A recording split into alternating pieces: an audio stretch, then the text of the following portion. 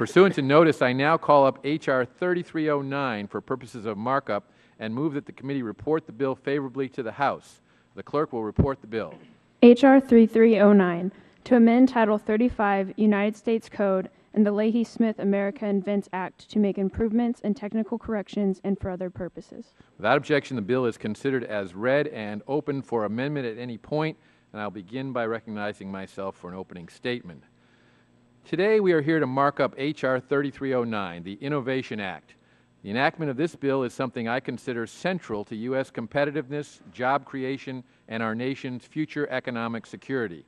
This bill takes meaningful steps to address the abusive practices that have damaged our patent system and resulted in significant economic harm to our nation.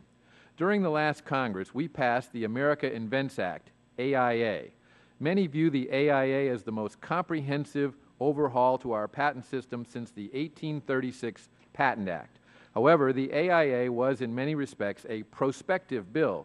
The problems that the Innovation Act will solve are more immediate and go to the heart of current abusive patent litigation practices. This bill builds on our efforts over the past decade. It can be said that this bill is the product of years of work. We have worked with members of both parties in both the Senate and the House, with stakeholders from all areas of our economy, and with the administration and the courts. To ensure an open, deliberative, and thoughtful process, we held several hearings and issued 2 public discussion drafts in May and September of this year, which led to the formal introduction of the Innovation Act last month. I strongly believe that the Innovation Act takes the necessary steps to address abusive patent litigation. Abusive patent litigation is a drag on our economy. Everyone from independent inventors to startups to mid and large-sized businesses face this constant dollars spent on settlements and litigation expenses associated with abusive patent suits represent truly wasted capital that could have been used to create new jobs, fund research and development, and create new innovations and technologies that promote the progress of science and useful arts. And that's what innovation is really about, isn't it? If you're able to create something, invent something new and unique, then you should be allowed to sell your product, grow your business, hire more workers, and live the American dream. The Innovation Act puts forward reasonable policies that allow for more transparency and brings fundamental fairness to the patent system and the courts. Now, the Innovation Act won't be addressing this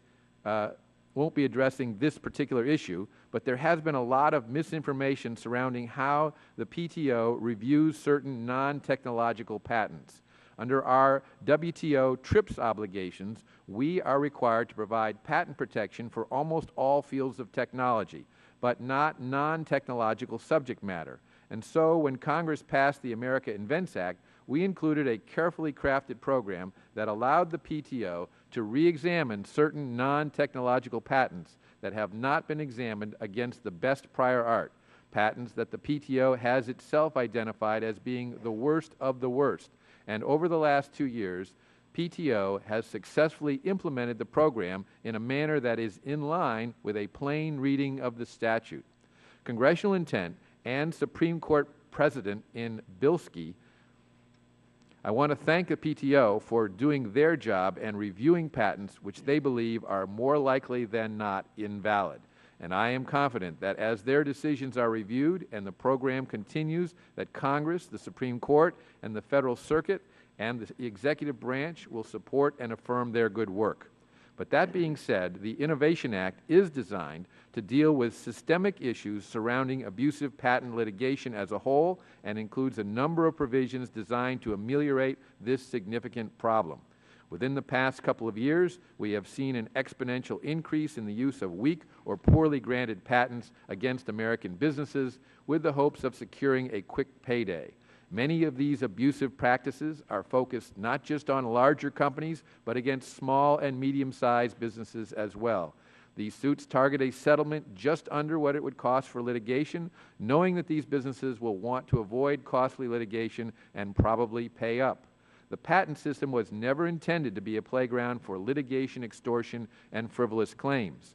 The Innovation Act contains needed reforms to address the issues that businesses of all sizes and industries face, from patent troll-type behavior, while keeping in mind several key principles, including targeting abusive behavior rather than specific entities, preserving valid patent enforcement tools, preserving patent property rights, promoting invention by independents and small businesses, and strengthening the overall patent system. Congress, the federal courts, and the PTO must take the steps necessary to ensure that the patent system lives up to its constitutional underpinnings. And let me be clear about Congress's constitutional authority in this area. The Constitution grants Congress the power to create the federal courts, and the Supreme Court has long recognized that the prescription of court procedure falls within the legislative function. To that end, the Innovation Act includes heightened pleading standards and transparency provisions, requiring parties to do a bit of due diligence up front before filing an infringement suit is just plain common sense. It not only reduces litigation expenses, but saves the courts time and resources. Greater transparency and information makes our patent system stronger. The Innovation Act also provides for more clarity surrounding initial discovery, case management, fee shifting, joinder, the common law doctrine of customer stays, and protecting IP licenses in bankruptcy. Further, the bill's provisions are designed to work hand in hand with the procedures and practices of the Judicial Conference, including the Rules Enabling Act and the courts, providing them with clear policy guidance while ensuring that they are not predetermining outcomes and that the final rules and the legislation's implementation in the courts will be both deliberative and effective. Today in this committee, we are taking a pivotal step toward eliminating the abuses of our patent system, discouraging frivolous patent litigation, and keeping U.S. patent laws up to date. The Innovation Act will help fuel the engine of American innovation and creativity, help create new jobs, and grow our economy.